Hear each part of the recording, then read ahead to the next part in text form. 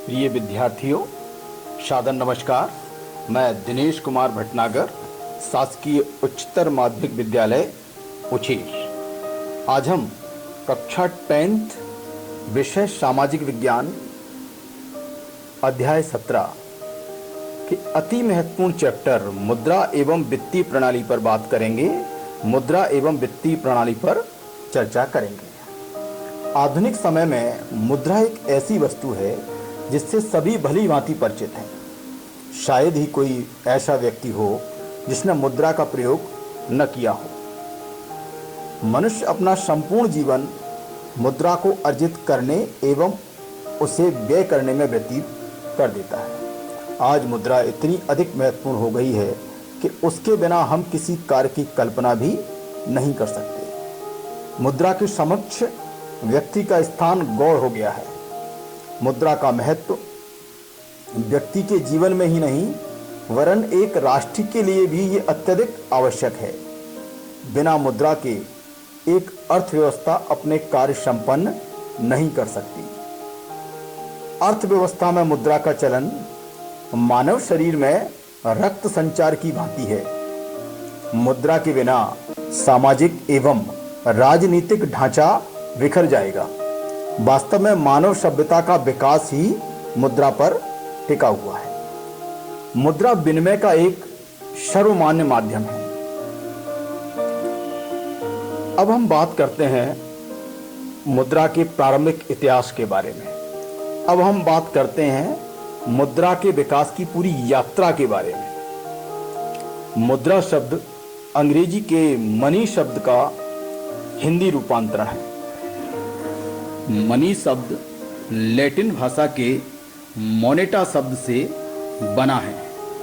कहा जाता है कि रोम में देवी जूनो को ही मोनेटा के नाम से पुकारा जाता था।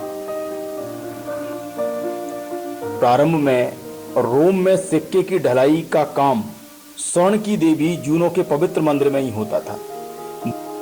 लैटिन भाषा में मुद्रा को पेकुनिया भी कहते थे, जो पैकस शब्द से बना है, जिसका अर्थ पशुधन है। आज जो मुद्रा का स्वरूप देखने को मिलता है उसके विकास का एक लंबा इतिहास है। प्राचीन युग का मनुष्य भी अपनी आवश्यकता की सभी वस्तुओं का उत्पादन स्वयं नहीं कर सकता था। फलतः उसने अपने द्वारा उत्पादित वस्तु का दूसरे व्यक्तियों द्वारा उत्पादित वस्तुओं से बदलना प्रारंभ किया। इसे वस्तु विनिमय प्रणाली के रूप में जाना जाता है या इसे वस्तु विनिमय के नाम से जाना जाता है। अदला बदली की यह प्रणाली काफी लंबे समय तक चलती रही। अब हम ये समझने का प्रयास करते हैं कि वास्तव में वस्तु विनिमय प्रणाली है क्या। तो वस्तु विनिमय प्रणाली एक ऐसी प्रणाली है जिसमें किसी वस्तु या सेवा के बदले में कोई दूसरी वस्तु या सेवा प्राप्त की जाती है। यानी वस्तु की अदला बदली करने वाली प्रणाली को हम वस्तु विनिमय प्रणाली कहते हैं। मुद्रा के माध्यम के बिना आर्थिक विनिमय को वस्तु विनिमय कहा जाता है। अदला बदली की यह प्रणाली काफी लंबे समय तक चलती रही। समय के साथ साथ वस्तु विनिमय प्रणाली की अनेक कठिनाइयां सामने आई। इस प्रणाली में सबसे बड़ी कठिनाई यह थी कि कोई ऐसा व्यक्ति मिले जो एक व्यक्ति द्वारा उत्पादित वस्तु को स्वीकार करे एवं बदले में उसकी आवश्यकता की वस्तु को उपलब्ध कराए। इस बात को पुनः समझिए। इस प्रणाली में सबसे बड़ी कठिनाई यह थी कि कोई ऐसा व्यक्ति मिले जो एक व्यक्ति द्वारा उत्पादित वस्तु को सबसे पहले तो स्वीकार करे, यानी कि पहला संयोग, एवं बदले में उसकी आवश्यकता की वस्तु को उपलब्ध कराए, यह दूसरा संयोग। इसे कहा जाता है दोहरा संयोग। और यह बड़ा मुश्किल टास्क हुआ करता था। यह बड़ा मुश्किल काम था। ऐसा दोहरा संयोग आसान नहीं था। फलतः ऐसी वस्तुओं की खोज की गई जो सभी व्यक्तियों को स्वीकार्य हो। प्रारंभ में गाय, बकरी, सीप, मछली के कांटे, जानवरों की खालें, हाथी दांत आदि को मुद्रा की इकाई के रूप में अपनाया गया।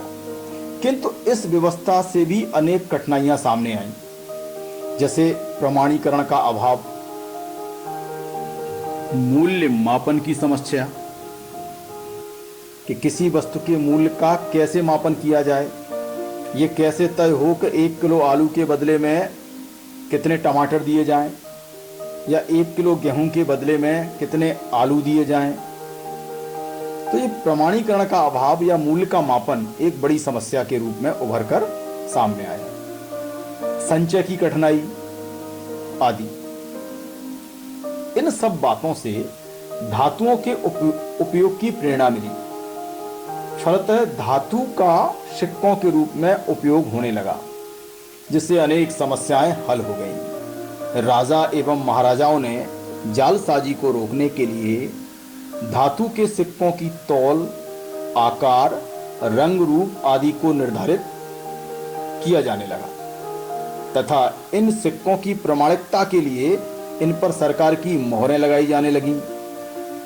सोना, चांदी, तांबा आदि वस्तुओं का उपयोग व्यापक रूप से सिक्कों के रूप में किया गया। समय के साथ साथ धातु मुद्रा की कठिनाइयां सामने आने लगी। फलतः बैंकिंग व्यवस्था के साथ साथ पत्र मुद्रा का विकास हुआ, कागज की मुद्रा का विकास हुआ। पत्र मुद्रा का विस्तार अनेक रूपों में हुआ। प्रारंभ में लिखित प्रमाण पत्र के रूप में मुद्रा अस्तित्व में आई। इसके अलावा प्रतिनिधि कागजी मुद्रा, परिवर्तनशील कागजी मुद्रा, अपरिवर्तनशील कागजी मुद्रा आदि।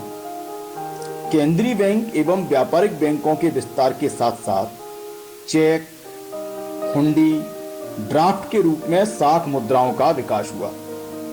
क्रेडिट मनी का विकास हुआ।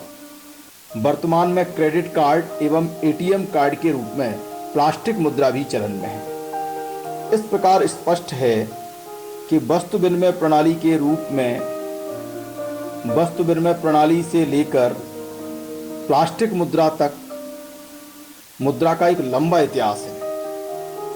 इसे निम्न चार्ट द्वारा भी समझा जा सकता है।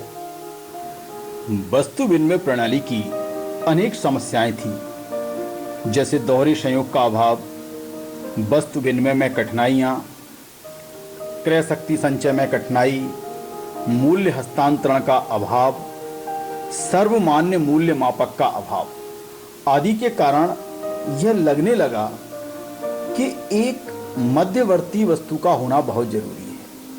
एक ऐसी मध्यवर्ती वस्तु का होना बहुत जरूरी है जिससे लेन देन को सरल बनाया जा सके और जो दोनों पक्षों द्वारा स्वीकार्य हो, जो संपूर्ण समाज के द्वारा स्वीकार्य हो। अतः ऐसी वस्तु की तलाश प्रारंभ हुई जिससे लेन देन को सरल बनाया जा सके और जो दोनों पक्षों द्वारा, संपूर्ण समाज द्वारा स्वीकार्य हो। तो हम कह सकते हैं कि मुद्रा वास्तव में विनिमय का एक ऐसा सर्वमान्य माध्यम है। मुद्रा वास्तव में एक ऐसी मध्यवर्ती वस्तु है जिससे लेन देन को सरल बनाया जा सके और जो दोनों पक्षों द्वारा स्वीकार्य हो। ऐसी वस्तु को मुद्रा कहते हैं। यद्यपि मुद्रा की भूमिका विनिमय को सुगम बनाना है, किंतु यह अन्य उद्देश्यों की पूर्ति में भी सहायक होती है। आधुनिक अर्थव्यवस्था में मुद्रा के अनेक महत्वपूर्ण कार्य हैं। आगे चलकर हम इसे विस्तार पूर्वक समझने का प्रयास करेंगे। अभी हम निम्न चार्ट द्वारा मुद्रा के पूरे इतिहास को, मुद्रा के पूरे सफर को संक्षेप में समझने का प्रयास करते हैं। मुद्रा का विकास वस्तु विनिमय से प्रारंभ होता है। वस्तु विनिमय प्रणाली में आने वाली कठिनाइयों को दूर करने के लिए ही सबसे पहले पदार्थ मुद्रा अस्तित्व में आई। अब प्रश्न उठता है कि पदार्थ मुद्रा क्या होती है? पदार्थ मुद्रा सदैव किसी न किसी धातु की बनी होती है और उसका अंकित मूल्य उसकी धातु की मुद्रा की कीमत या यथार्थ मूल्य के बराबर होता है। लेकिन मुद्रा के प्रारंभिक विकास के दौर में जो पदार्थ मुद्रा थी उसके 3 रूप हमें दिखाई देते हैं। शुरुआती अवस्था में पदार्थ मुद्रा उपभोग वस्तुओं के रूप में अस्तित्व में आई, यानी किसी ऐसी वस्तु को जो संपूर्ण समाज के द्वारा स्वीकार थी उसे पदार्थ मुद्रा के रूप में स्वीकार किया गया। तो प्रारंभ में पदार्थ मुद्रा के रूप में खाद्यान्न वस्तुओं को स्वीकार किया गया, जैसे खाद्यान्न, कहीं पर चावल को पदार्थ मुद्रा मान लिया गया, कहीं पर गेहूं को पदार्थ मुद्रा मान लिया गया, नमक, मछली, पशु आदि को भी पदार्थ मुद्रा के रूप में स्वीकार किया गया। कहीं कहीं पूंजीगत वस्तुओं को पदार्थ मुद्रा के रूप में स्वीकार किया गया, जैसे चाकू, कीलें, धातुएं आदि। अब प्रश्न उठता है कि पूंजीगत वस्तुएं कौन सी होती हैं? पूंजीगत वस्तुएं वह वस्तुएं होती हैं जो और अधिक उत्पादन में हमारा सहयोग करती हैं या और अधिक आय प्राप्त करने में हमारा सहयोग करती हैं, उन्हें हम पूंजीगत वस्तुएं कहते हैं। तो जैसा समाज था उसने उसी प्रकार की वस्तुओं को पदार्थ मुद्रा के रूप में स्वीकृति प्रदान करनी प्रारंभ कर दी। इसके बाद आभूषण एवं प्रदर्शन वस्तुएं जैसे कि सीप, कौड़ी, बहुमूल्य धातुएं आदि को भी पदार्थ मुद्रा के रूप में स्वीकार किया जाने लगा। समय के साथ साथ पदार्थ मुद्रा, धातु मुद्रा की भी अनेक कठिनाइयां सामने आने लगी। परिणाम स्वरूप कागजी मुद्रा अस्तित्व में आई। अब कागजी मुद्रा के सफर को भी हम 4-5 भागों में बांट सकते हैं। कागजी मुद्रा प्रारंभिक अवस्था में प्रारंभिक लिखित प्रमाण पत्र के रूप में थी। इसके बाद प्रतिनिधि कागजी पत्र मुद्रा अस्तित्व में आई। अब हम बात करते हैं प्रतिनिधि पत्र मुद्रा के बारे में, या उससे पहले हम बात करेंगे कि पत्र मुद्रा क्या है। कागजी नोटों के रूप में निर्गमित मुद्रा को पत्र मुद्रा कहा जाता है। पत्र मुद्रा पर किसी सरकारी अधिकारी अथवा केंद्रीय बैंक के गवर्नर के हस्ताक्षर होते हैं। अलग अलग नोटों का आकार एवं रंग अलग अलग निर्धारित किया जाता है तथा कागज के नोटों पर नंबर भी अंकित रहता है। भारत में 1 रुपए का नोट भारत सरकार द्वारा निर्गमित किया जाता है, जिस पर वित्त मंत्रालय के सचिव के हस्ताक्षर होते हैं तथा 2 रुपए से लेकर 1000 रुपए तक के नोटों का निर्गमन भारतीय रिजर्व बैंक द्वारा किया जाता है। इन नोटों पर रिजर्व बैंक के गवर्नर के हस्ताक्षर होते हैं। पत्र मुद्रा को 2 भागों में बांटा जा सकता है। नंबर 1 प्रतिनिधि पत्र मुद्रा, नंबर 2 प्रादिष्ट पत्र मुद्रा। अब हम बात करते हैं प्रतिनिधि पत्र मुद्रा के बारे में। जब निर्गमित पत्र मुद्रा के पीछे ठीक उसके मूल्य के बराबर सोना एवं चांदी आरक्षित कोष के रूप में रखा जाता है, तब इस मुद्रा को प्रतिनिधि पत्र मुद्रा कहा जाता है। यानी प्रतिनिधि पत्र मुद्रा वह मुद्रा होती है जो 100% सोने या चांदी का प्रतिनिधित्व करती है, इसलिए इसको प्रतिनिधि पत्र मुद्रा कहा जाता है। निर्गमित पत्र मुद्रा क्योंकि उस धातु कोष का प्रतिनिधित्व करती है जिसके आधार पर पत्र मुद्रा निर्गमित की जाती है, इसलिए इसे प्रतिनिधि पत्र मुद्रा कहते हैं। यह प्रतिनिधि पत्र मुद्रा भी 2 प्रकार की होती है। नंबर 1 परिवर्तनशील प्रतिनिधि पत्र मुद्रा, नंबर 2 अपरिवर्तनशील प्रतिनिधि पत्र मुद्रा।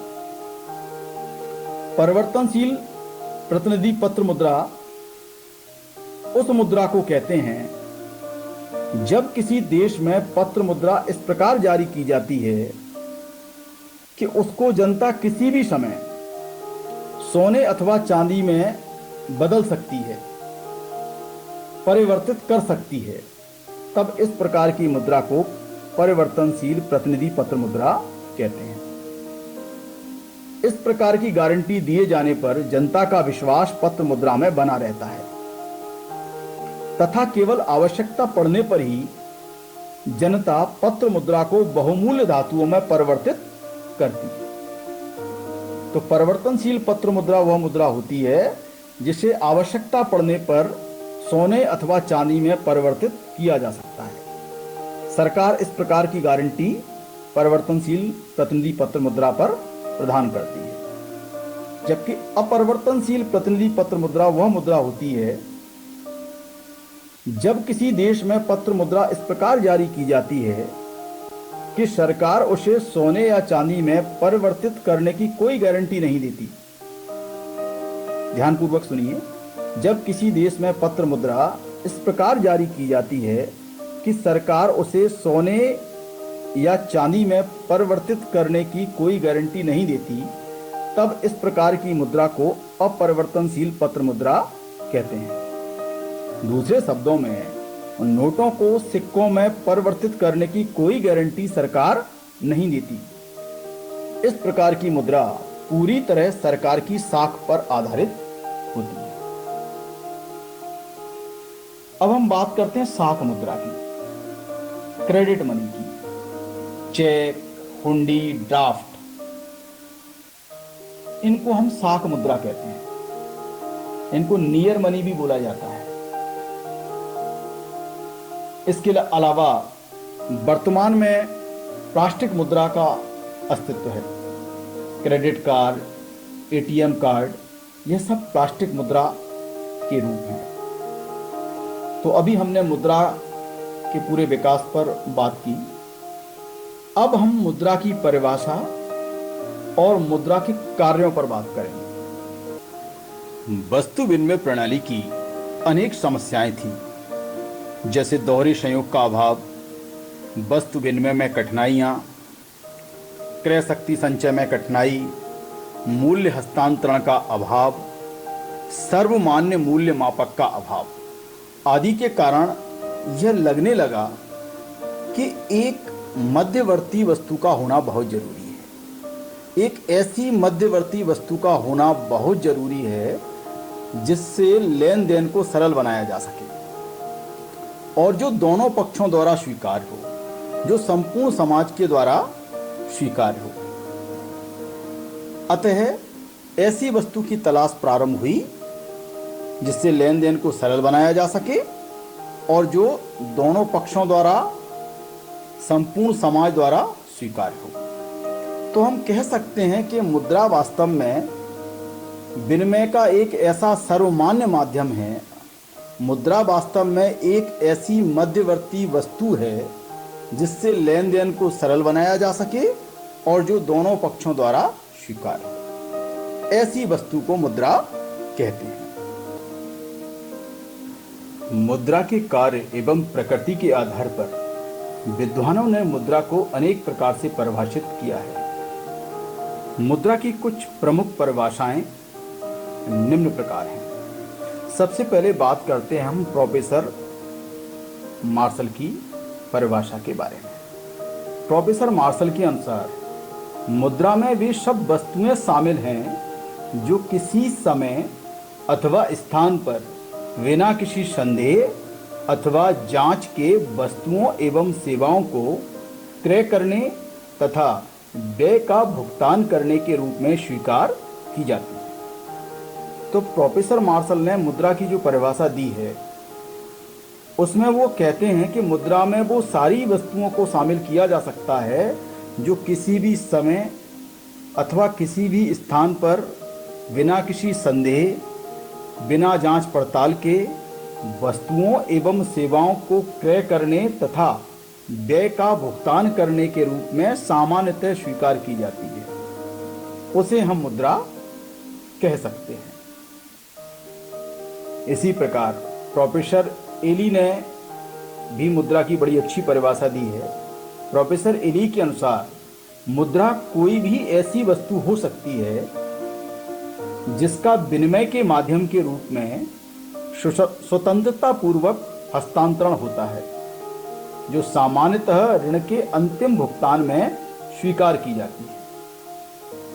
मुद्रा अर्थव्यवस्था में अनेक कार्य संपादित करती है। यद्यपि मुद्रा की भूमिका विनिमय को सुगम बनाना है, किंतु यह अन्य उद्देश्यों की पूर्ति में भी सहायक होती है। आधुनिक अर्थव्यवस्था में मुद्रा के अनेक महत्वपूर्ण कार्य हैं।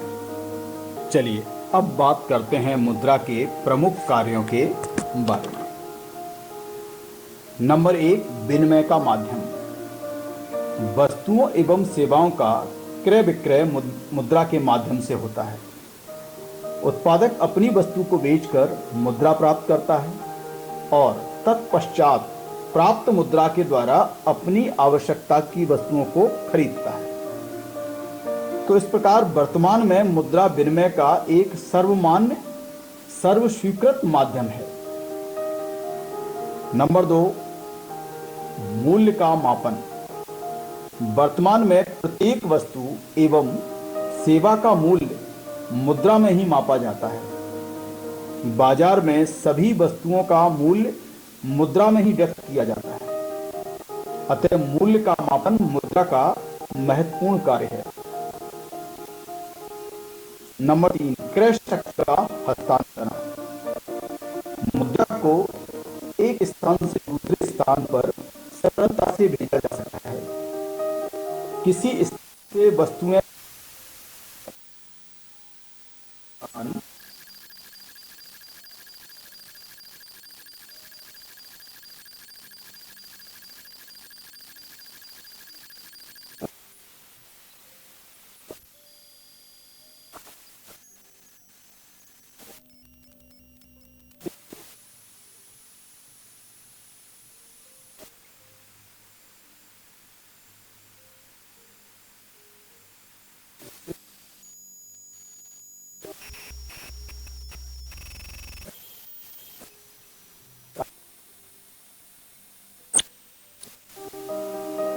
मुद्रा का चौथा महत्वपूर्ण कार्य है क्रय शक्ति का संचय।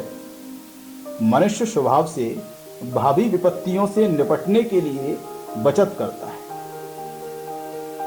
वस्तु विनिमय प्रणाली के समय क्रय शक्ति का संचय बड़ा कठिन कार्य था या संभव ही नहीं था, लेकिन मुद्रा के आविष्कार ने क्रय शक्ति के संचय को